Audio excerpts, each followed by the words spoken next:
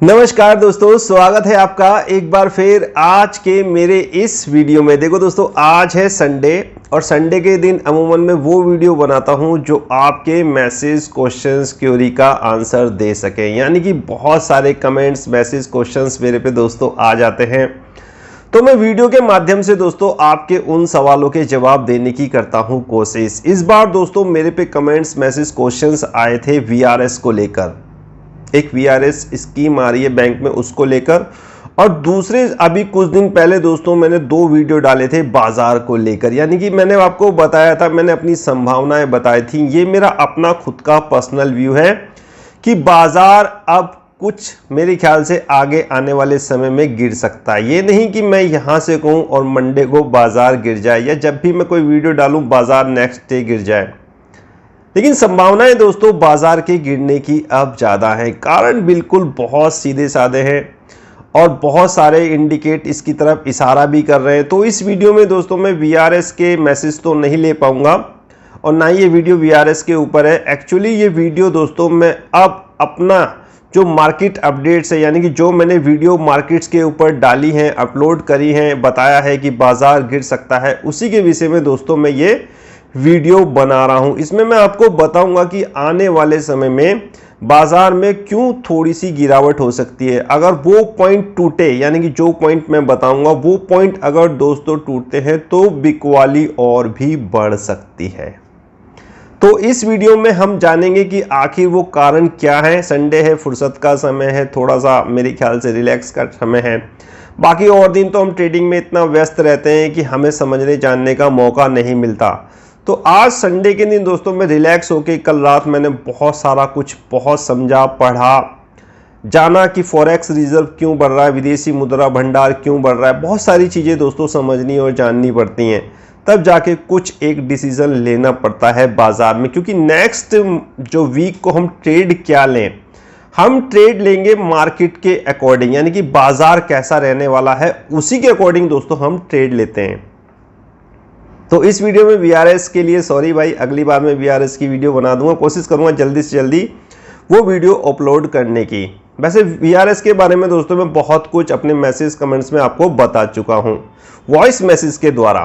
तो इस वीडियो में जानते हैं वो क्या कारण हैं जो बाजार आने वाले समय में, आने वाले हफ्तों में या आने वाले महीनों में गिर सकता है, यानी कि थोड़ा सा गिर सकता है। अगर वो पॉइंट टूटा जो मैं बताऊंगा अभी, तो फिर साहब ज्यादा भी गिर सकता है।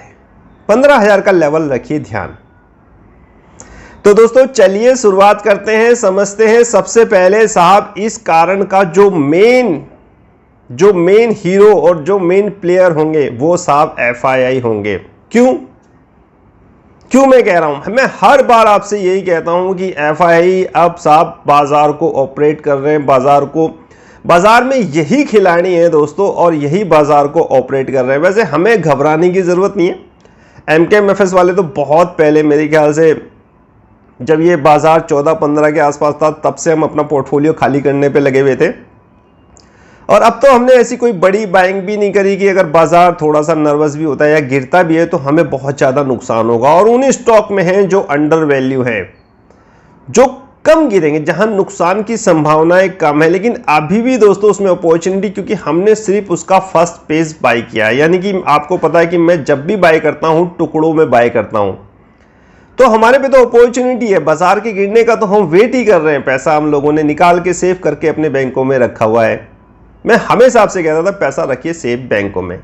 बाजार जब गिरेगा तो साहब एक एक दिन में 200-200, 250 पॉइंट। अभी आपने देखा को 2 दिन पहले अच्छा खासा गिरावट बाजार में हुई थी, तो बाजार को 15,450 के आसपास ले आई थी। यानी कि बाजार में जो गिरावट हो रही है वो अच्छी खासी हो रही है। कारण मैं बता रहा था आपको, एफआईआई।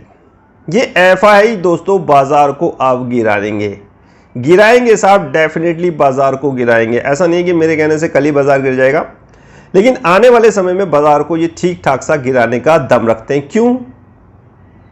मेरे ख्याल से जो मनोवैज्ञानिक स्तर है निफ्टी का 16,000 दोस्तों, साइकोलॉजिकल मेरे ख्याल से पॉइंट, वो 16,000 दोस्तों जब 15,850 पे निफ्टी था, बहुत से लोग मेरे पे कमेंट्स आते थे कि सर 16,000 हो गया, 16,200 हो गया। वहां इतनी जबरदस्त बाय बिल्डअप कॉन्फिडेंस निफ्टी ने बना दिया। आपने देखा होगा कि बाजार साहब कुछ दिन पहले, अभी 2 दिन से गिरावट हुई है, लेकिन कुछ दिन तक साहब आपने देखा होगा बाजार नीचे से ऊपर, नीचे से ऊपर, ग्रीन में ही बंद, और ग्रीन ग्रीन ग्रीन करते करते रोज साहब ऊपर ही बाजार जा रहा था, कभी गिरावट का मौका नहीं।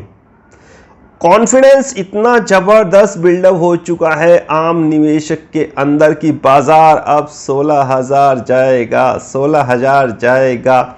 और इसी का दोस्तों अब एफआई फायदा उठाएंगे। हर डिप, हर गिरावट में आप बाय करोगे और हर राइस में वो माल बेचेंगे, उनके साथ हम भी बेचेंगे। क्या कहने साहब, सेल और राइस का बाजार है, मैंने आपको पहले ही बता दिया। ये कारण है कि हर, अब साहब पहले देखा होगा आपने, बाजार नीचे से ऊपर चला जाता था, हर बार साहब नीचे गिरता 50 पॉइंट, 20 पॉइंट, 30 पॉइंट गिरता, और साहब ऊपर 150-200 पॉइंट। बाय बिल्डअप कॉन्फिडेंस इतना भर दिया ना आपके अंदर, अब तो आप हर गिरावट पे खरीदोगे, और हर गिरावट पे साहब बाजार और नीचे लोअर टॉप लोअर बॉटम बन रहा है। देखिए अभी 15,465 का बना दिया निफ्टी ने लोअर, अभी कुछ दिन पहले 650 भी टूटा, 550 भी टूटा, और अगर अब 450 टूटेगा, मैं बता रहा ना, एक पॉइंट में बताऊंगा आपको, 15,450 भी टूटा तो 15,250 की तैयारी कर लेना मेरे भाई। अब फिर 15,000 ये टुकड़ों में गिरेगा, ज्यादा नहीं गिरेगा, एकदम आपके सामने 500-700 पॉइंट की गिरावट नहीं होगी, ऐसा नहीं है, गिरेगा टुकड़ों में, चढ़ चढ़ के गिरेगा, चढ़ चढ़ के गिरेगा। Sell on rice.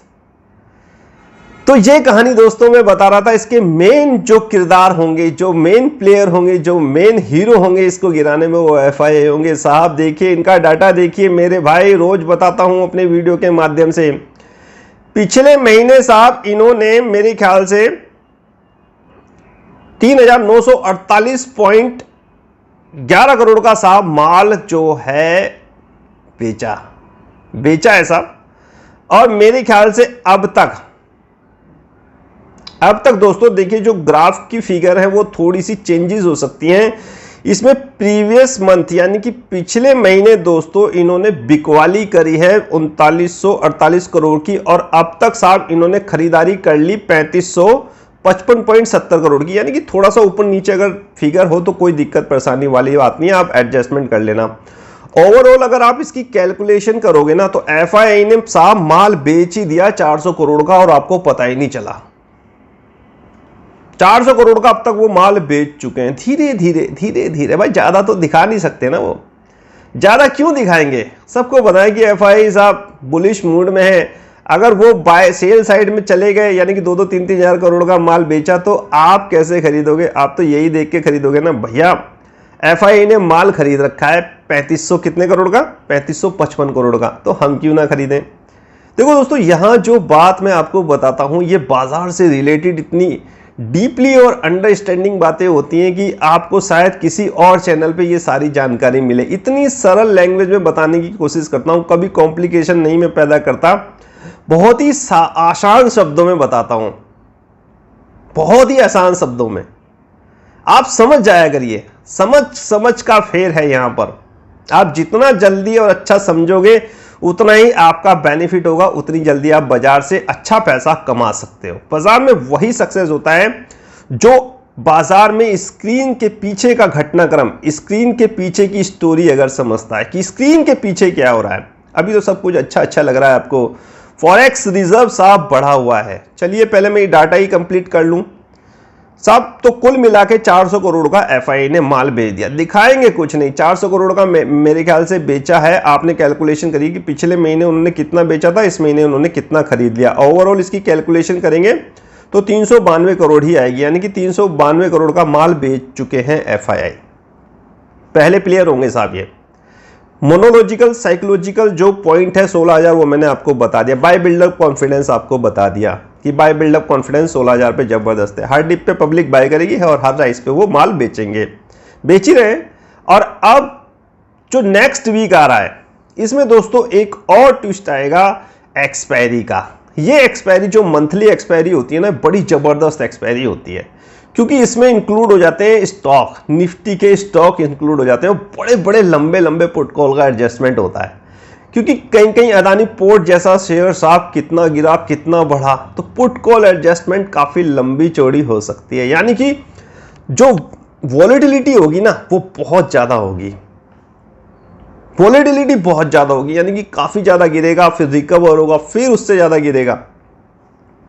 वॉलेटिलिटी दोस्तों ज्यादा होगी। और बाकी सारी चीजें, India VIX, international market, crude का क्या हाल है? क्रूड बहुत इंपॉर्टेंट रोल प्ले करेगा। पहले ये 69-70 के आसपास ट्रेड कर रहा था, अब सडनली इसमें भी थोड़ा बढ़ोतरी शुरू हो चुकी है। ये भी 71 के ऊपर निकलना शुरू होगा। जैसे जैसे क्रूड बढ़ेगा, जैसे जैसे इन्फ्लेशन बढ़ेगी, वैसे वैसे इंडियन मार्केट के लिए दिक्कत परेशानी होगी, जैसे जैसे क्रूड बढ़ेगा।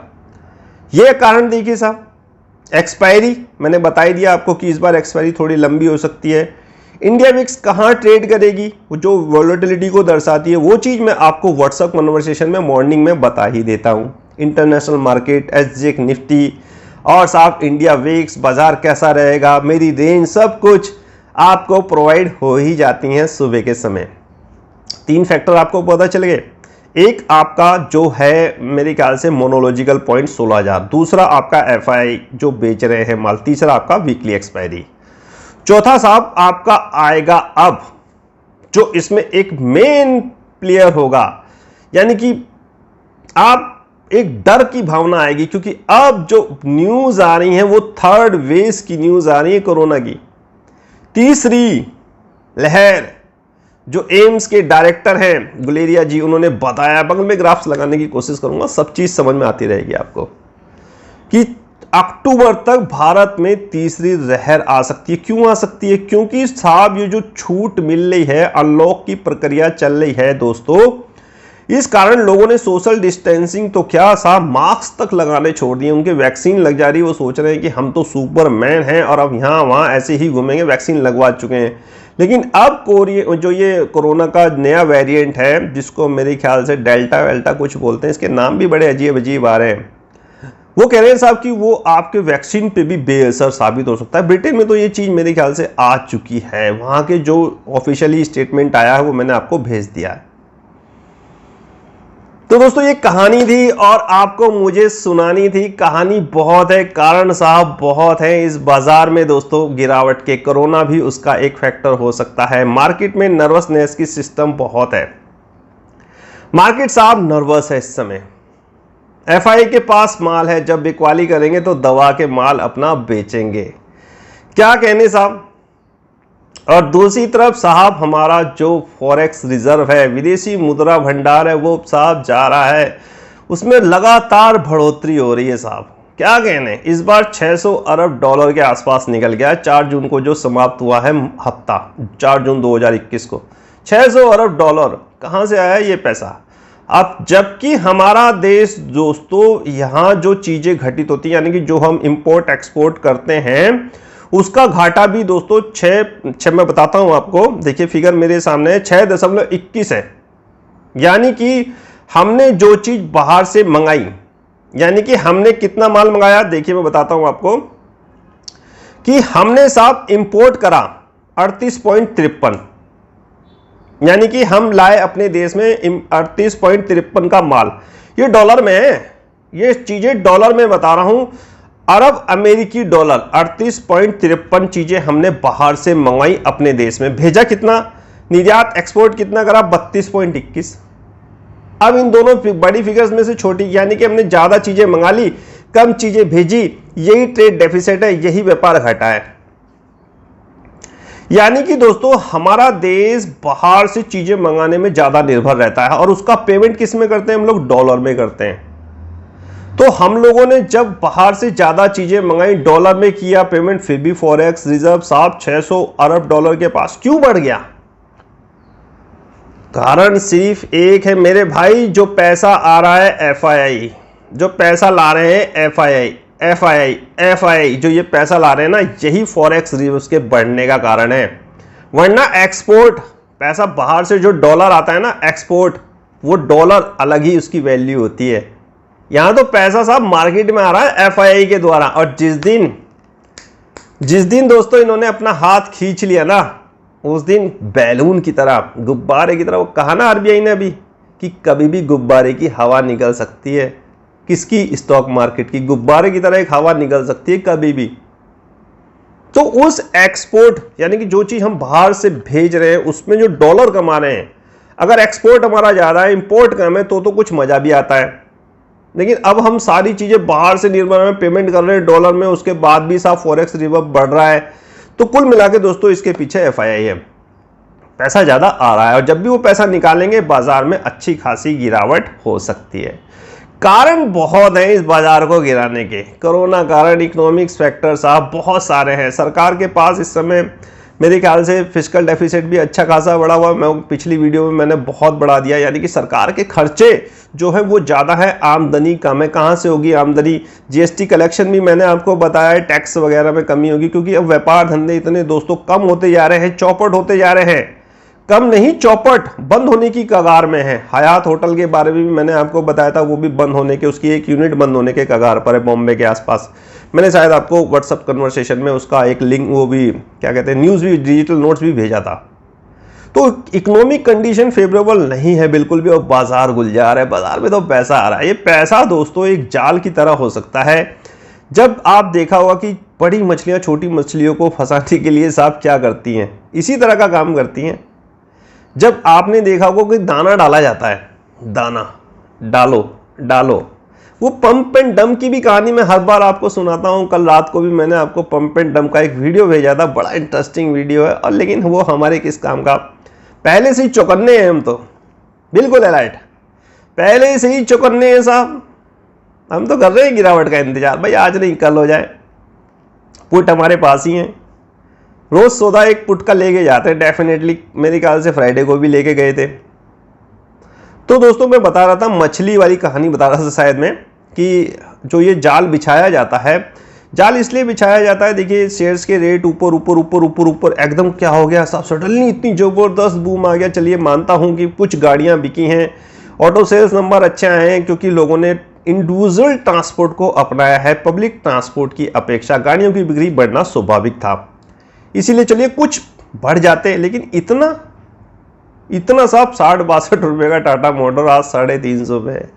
अच्छी कंपनी है, मैं ये नहीं कहता कि अच्छी कंपनी नहीं है, लेकिन इतना स्पाइक, पब्लिक का रुझान है, पब्लिक तो साहब दीवानी हुई पड़ी है। अरे टाटा मोटर यहाँ से 700 हो जाएगा, 800 हो जाएगा, यार हो जाएगा, 1000 भी हो जाएगा, लेकिन उसको होने से पहले थोड़ा सा गिरना पड़ेगा मेरे भाई, थोड़ा सा गिरना पड़ेगा। उसी गिरावट का दोस्तों मैं कर रहा हूँ वेट, और इसीलिए मैंने कर रखा है आपको थोड़ा सा कह रखा है कि भाई अभी कुछ माल नहीं खरीदना है, अपने पैसे को संगवा के रखो, सेफ में रखो, तिजोरी में रखो, बैंक में रखो, कहीं भी रखो।